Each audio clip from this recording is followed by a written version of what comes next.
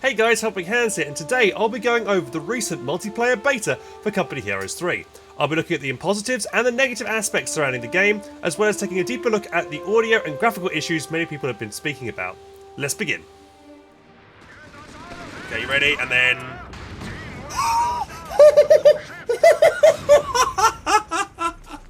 So let's get straight into the graphics. Here we have a Company Heroes 1 Tiger compared against a Company Heroes 3 Tiger.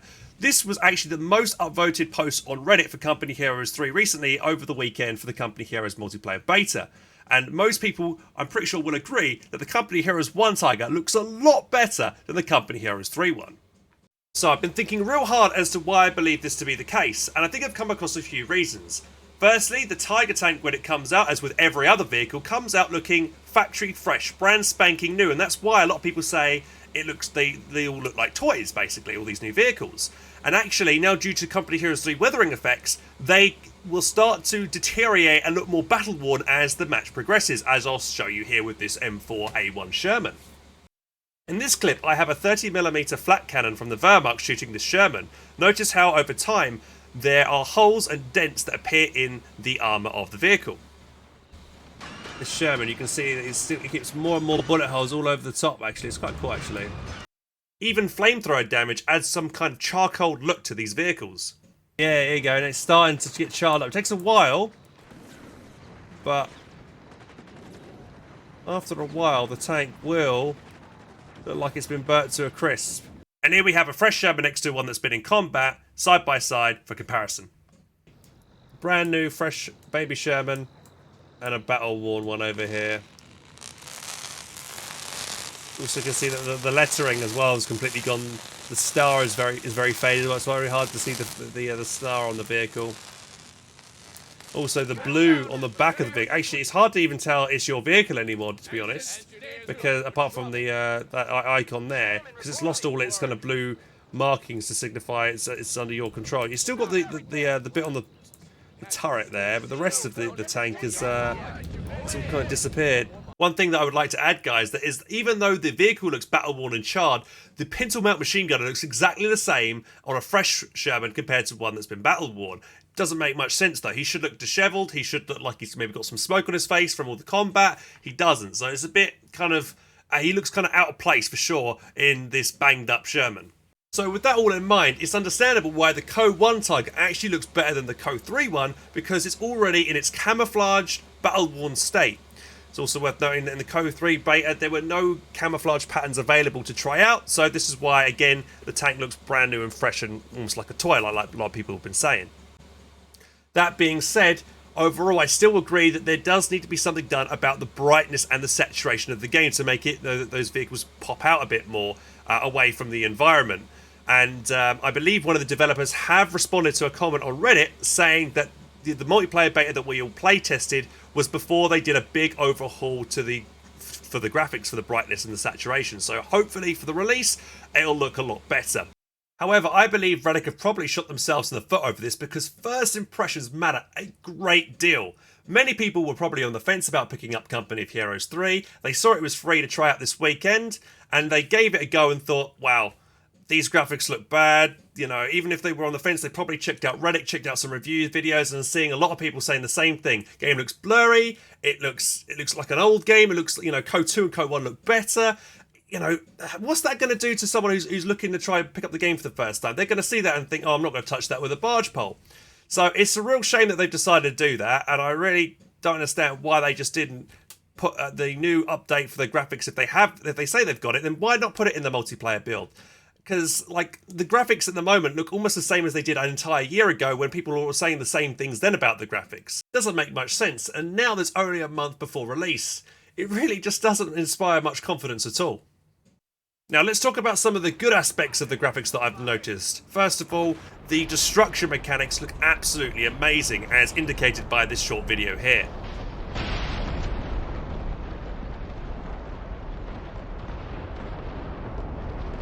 Vehicle wrecks along with buildings get broken down to very small pieces. You can see individual bricks flying off houses and such. It's absolutely beautiful. I love these new changes to Company Heroes 3.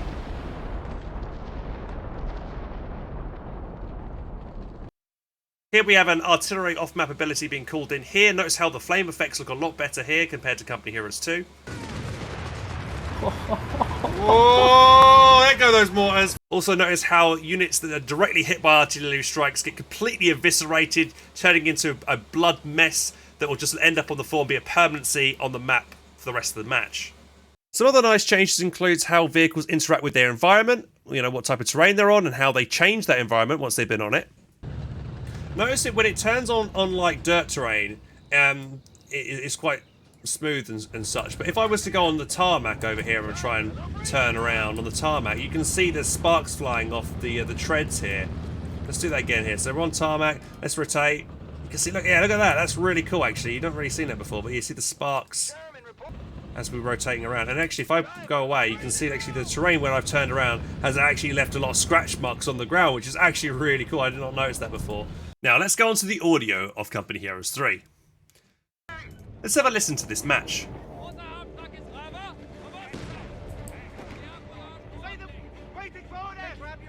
Here we go, what do we got here? Some chaffies, how are they gonna... Oh, it's a... Whoa.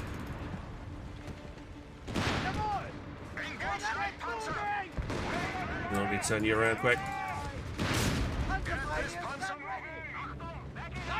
Notice how so many of the vehicles just seem very quiet when they're moving around. They don't feel like they've got any real presence. The Tiger doesn't feel meaty and heavy. All the Opel Blitz trucks, the half trucks, they feel like they haven't got an engine. Even the machine guns when they fire sound incredibly quiet. So the audio, in my eyes, needs a massive overhaul. And I really hope this is not the final version of the game, because as it stands right now, it's really bad. Definitely Company Heroes 1 and Company Heroes 2 audio is much better. That being said, there are some really cool audio sounds like this ping sound here. The voice acting for the units do feel pretty good in my opinion. There are some quite funny liners like the risk it for a biscuit line that one of the British section guys say during combat. And as for the music, it is pretty damn good as well. The main music is great, and also the in-game music is very good as well. However, I would like a bit more variety. It does seem like it's the same soundtrack playing. Maybe it's because it's the beta. Hopefully for release we'll get some more soundtracks. Next I'll be talking about new mechanics, improvements and general quality of life changes which make Company Heroes 3 a better game. I played over 40 hours of the multiplayer beta and I have to say the performance was absolutely stellar. I was playing on max settings with my 3070 graphics card and I was getting easily 60 plus FPS even in the thick of the battle, and for most times I was getting 80 to 140 FPS.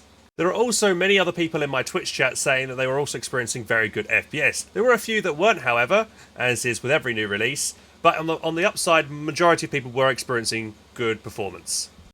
As far as bugs were concerned, I hardly saw any. The only ones I noticed were the visual bugs on vehicles having the wrong insignias and decals, which is an easy fix to be fair.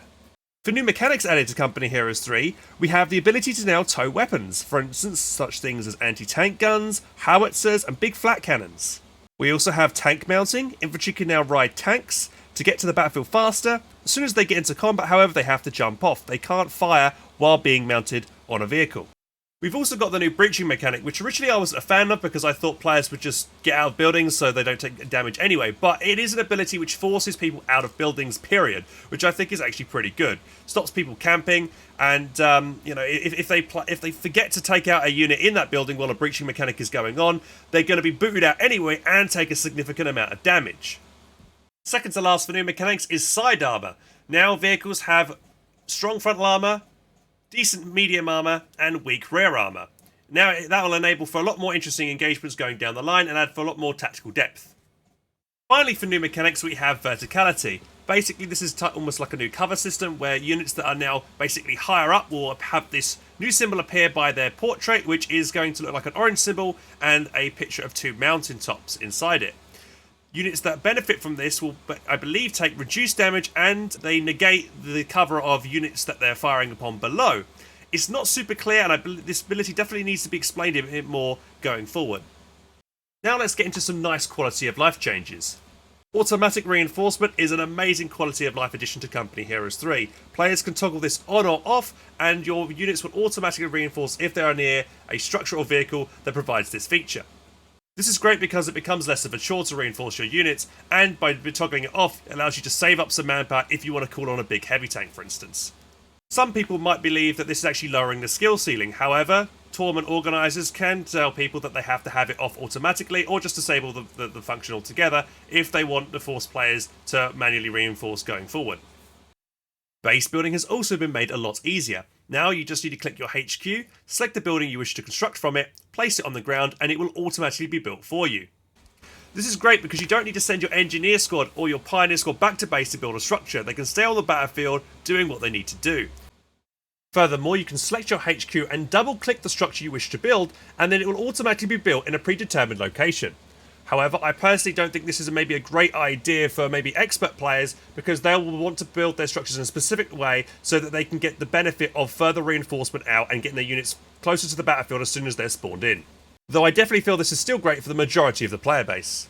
I'm very glad to see that Relic have re-added in multiple pings to Company Heroes 3. We have attack here, defend here, and question here. Though I do still feel like there should be another ping, which is maybe warning, to warn players about dangers, as I said in my last video about a year ago, but there we go.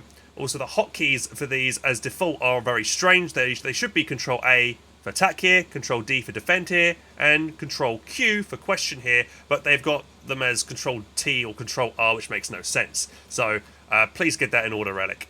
On the subject of hotkeys, Relic have finally added the ability to remap all your hotkeys in Company Heroes 3. It's the first time we've had this in a franchise. Finally, in 2023, we're getting it. So you're allowed to remap your hotkeys and change them how you wish. You can set up different profiles as well, which is pretty nice. You can also choose where you want your unit cards to be. Currently, they're defaulted at the bottom left, but you can also change them back up to the top right like they were in Company Heroes 2. Personally, I find the size of the unit cards at the moment to be a little bit too small, and I'd like there to be an option to be able to increase or decrease the size depending on your preference. Lastly, I want to talk about how I think the unit placement in Company Heroes 3 is a lot better than in the previous titles. It feels much easier to place units around specific points of cover and space them out accordingly. Next, I'll be talking about some of the negative aspects of Company Heroes 3. And boy, is this list long! Let's talk about things that are missing first from Company Heroes 3, like crushing. Where the hell is crushing? It's such an enjoyable experience over the years in Company Heroes 1 and 2, taking your vehicle and then crushing a big blob of infantry. It's great watching it on YouTube videos and Twitch streams and stuff like that. It's high risk, high reward strategy, and it's just not present in Company Heroes 3. I just seriously hope it's just not made the multiplayer build and it'll be available for launch for Co 3, because it's a good feature, it's a fan favourite, and I did a Twitch poll recently to see what people thought about it, and at least 70% of people said they want to see crushing in Company Heroes 3.